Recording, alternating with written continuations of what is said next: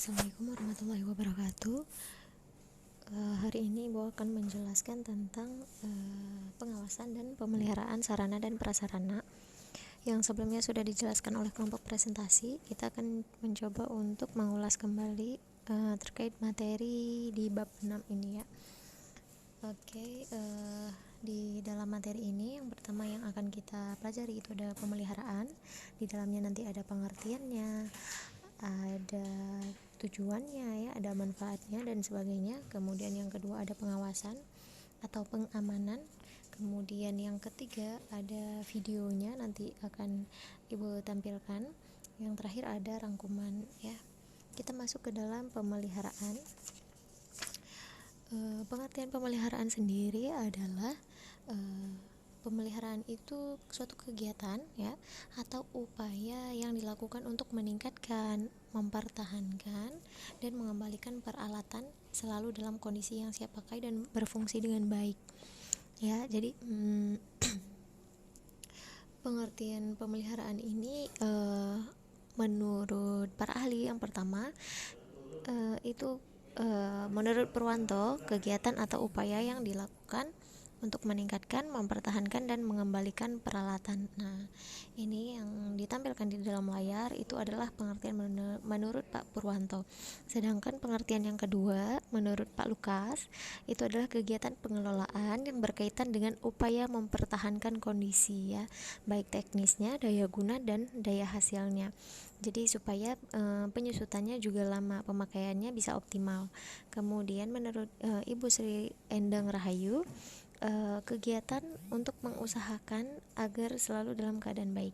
Nah, jadi bisa disimpulkan bahwasanya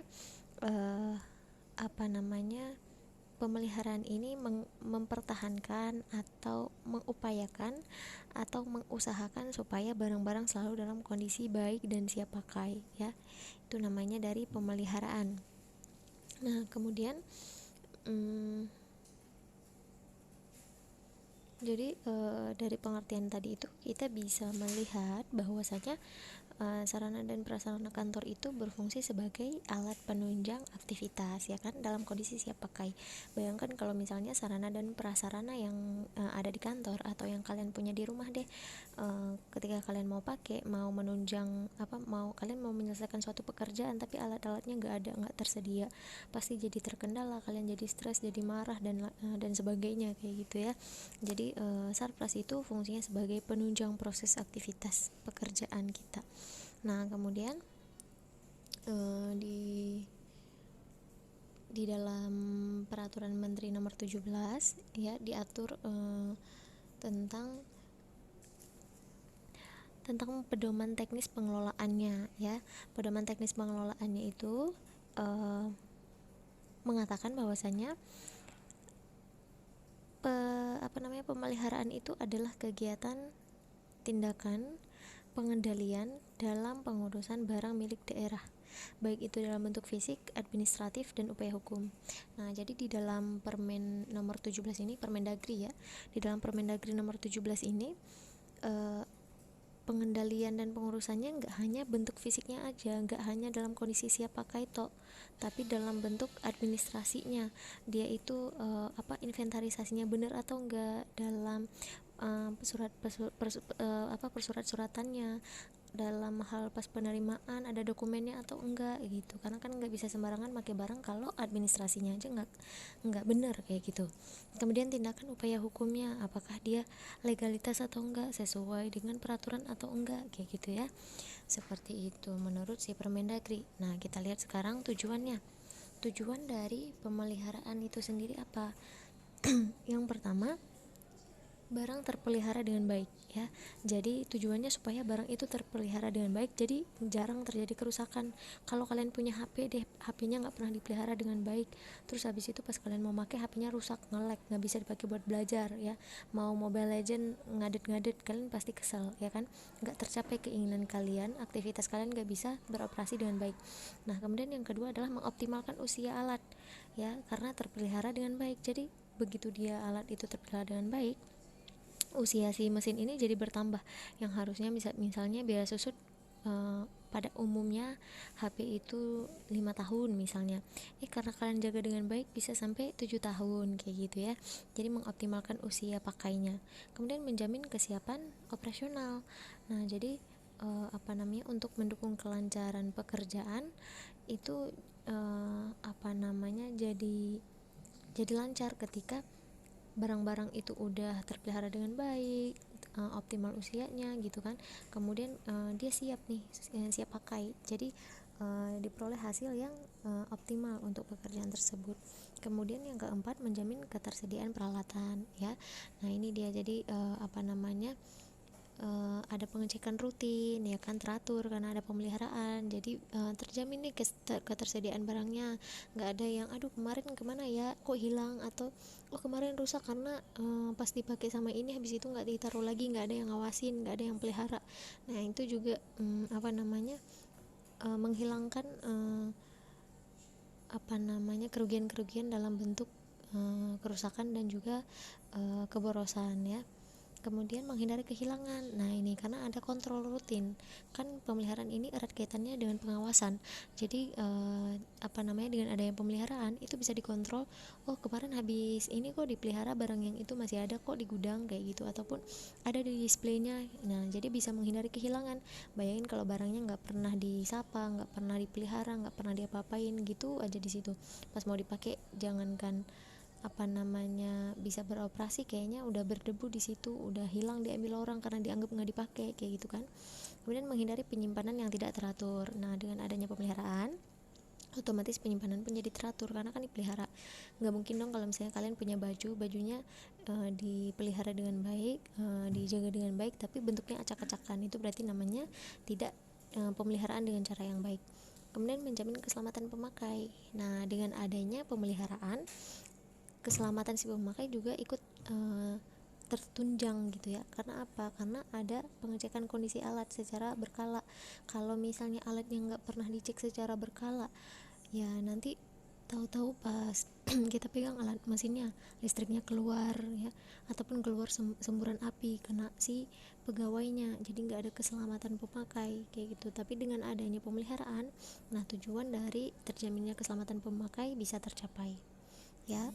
Kemudian yang kedua, kita lihat manfaat dari pemeliharaan.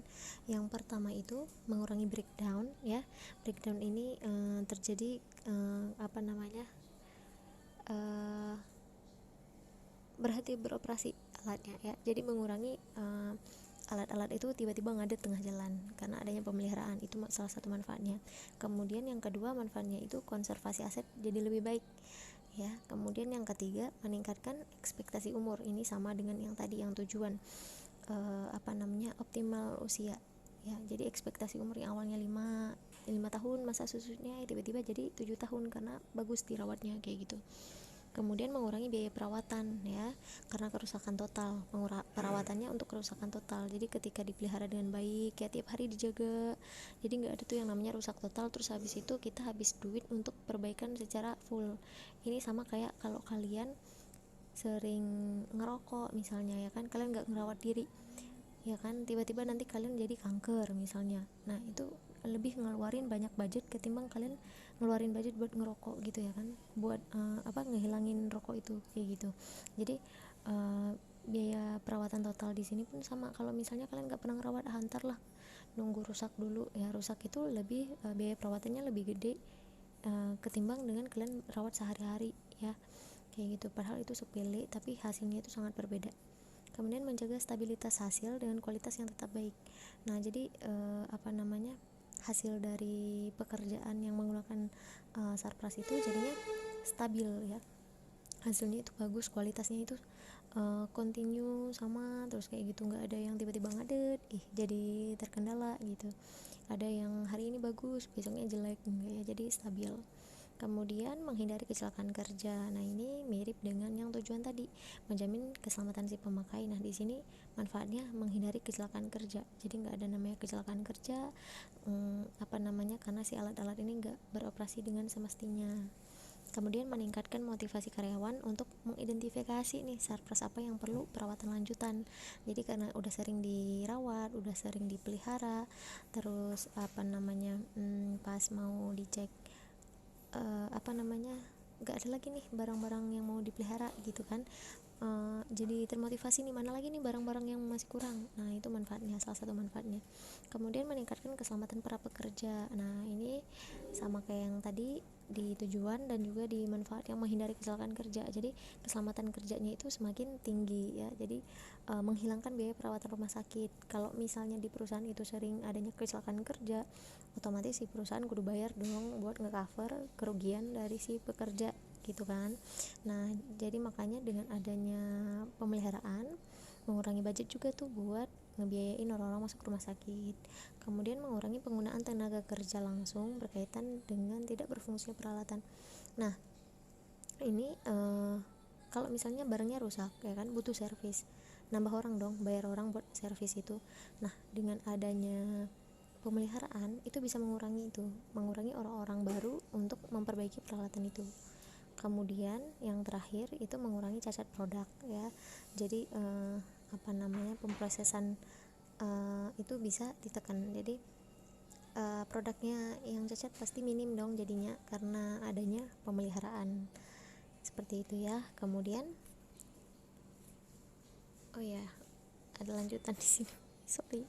Nah jadi yang tadi menghindari kecelakaan kerja, meningkatkan motivasi, meningkatkan keselamatan pekerja, mengurangi tenaga kerja untuk repair ya, kemudian mengurangi cacat produk. Nah selanjutnya ada manfaat pemeliharaan menurut Ibu Wahyu. Nah itu ada 2 manfaat menurut negara sama si pegawai. Kalau menurut negara ini karena kan yang kita ini pemerintahan ya, jadi perusahaan pemerintahan. Jadi bagi negara manfaatnya itu barangnya bisa awet, kemudian minim kerusakan, jadi hemat untuk pembelian ya. Apa namanya, kalau misalnya barangnya rusak terus pasti dibutuhin pengadaan terus menerus dong, tapi ketika ada pemeliharaan, pengadaan itu jadi diminimalisir. Kemudian yang ketiga bisa terhindar dari kehilangan, kemudian jadi terlihat nyaman ya kan, karena penataan ruang kantor jadi ada unsur estetikanya, kemudian hasil pekerjaan jadi lebih baik lagi kayak gitu karena barangnya optimal bekerja gitu ya. Si pegawai pun optimal karena nggak ada kecelakaan kerja. Kemudian manfaat bagi si pegawai apa? Memudahkan pekerjaan yang dibebankan kepadanya. Alat-alatnya tersedia ya kan, kemudian siap operasi, kemudian mereka jadi selamat kerja ya. Jadi pekerjaan mereka jadi mudah terselesaikan karena ada peralatan itu tadi. Sama kayak kalian kalau sekolah misalnya dikasih fasilitas di sekolah berupa wifi, jadi memudahkan kalian dalam proses pencarian materi pembelajaran ya kan. Tapi kalau misalnya kalian nggak difasilitasi dengan baik, pasti jadi ngadet ya kan, yang harusnya pencarian materi jadi mudah jadi apa namanya, terkendala kayak gitu ya. Jadi hanya berfokus ke satu sumber aja. Kemudian kita lihat yang selanjutnya, macam-macam pengamanan ya. Jadi macam-macam bentuk pengamanan. Nah asal kalian tahu, pemeliharaan kadang ada di buku lain bahasanya itu pengamanan. Jadi pengamanan di sini diamankan dari berbagai bentuk apa namanya, hal-hal yang bisa merusak dia ya. Sama dengan kata-kata pemeliharaan, dipelihara supaya dia enggak terjadi hal-hal yang tidak diinginkan terhadap si barang tersebut. Nah jadi macam-macam pengamanan. Yang pertama itu ada pengamanan administrasi, kemudian pengamanan fisik, sama hukum. Kalau yang administrasi itu ada pembukuannya, ada inventarisasi, ada pelaporan, sama penyimpanan dokumen. Nah jadi administrasi ini adalah segala bentuk tulis menulisnya. Ada barang masuk, dibikin laporan ya kan, dibikin form, dibikin dokumen, dibikin pembukuan, ada pencatatannya. Barang masuk dalam gudang, ada pencatatannya, ada inventarisasi. Barang yang keluar dari gudang, ada inventarisasi. Nah itu salah satu bentuk dari pengamanan administrasi. Kalau misalnya hal-hal itu nggak dilakukan, nah nggak ada bukti nih mana barang yang tadi masuk gudang, barangnya ada tapi nggak ada tulisan, itu bisa nggak valid kayak gitu ya. Jadi segala bentuk hal itu akan valid ketika dia ada di atas kertas ya, hitam di atas putih. Kemudian kita lihat pengamanan fisik. Nah pengamanan fisik ini dia itu mencegah penurunan fungsi dan jumlah serta hilangnya barang ya. Jadi yang kita jelasin tadi, yang barang-barangnya harus dirawat secara berkala, per hari ya, kemudian apa namanya, dirawat lah kayak gitu ya. Kalau misalnya kalian punya kamar disapu tiap hari, dipel ya, kemudian punya bantal dijemur. Nah itu namanya pengamanan secara fisik. di perusahaan. Misalnya kalian punya laptop komputer habis dipakai dimatikan, kemudian sering di refresh, nah itu pengamanan fisik. Sedangkan yang terakhir itu pengamanan hukum, itu melengkapi bukti status kepemilikan ya. Jadi misalnya kalian punya barang baru masuk di suatu kantor, udah dicatat tapi kepemilikannya nggak jelas punya siapa, nggak ada keabsahannya secara kepemilikan hukum. Nah berarti pengamanan dalam status hukumnya cacat kayak gitu ya. Jadi ini ketiga hal ini saling melengkapi. Kemudian kita lihat yang selanjutnya, macam-macam pemeliharaan menurut Ating Teja Sutrisna dan kawan-kawan. Nah menurut mereka ada yang menurut kurun waktu sama jenis barang. Nah kalau menurut kurun waktu itu yang pertama pemeliharaan sehari-hari sama yang pemeliharaan berkala. Kalau pemeliharaan sehari-hari itu yang kayak kalian nyapu rumah kan tiap hari itu. Nah kalau misalnya berkala itu biasanya dalam jangka waktu tertentu, misalnya sebulan sekali kalian punya motor, kalian servis sebulan sekali, nah itu namanya berkala ya. Kemudian yang kedua itu ada menurut jenis barangnya bergerak sama tidak bergerak. Nah pemeliharaannya itu pasti berbeda. Barang yang bergerak itu bisa dilakukan tiap hari ya kan. Barang yang nggak bergerak, nah itu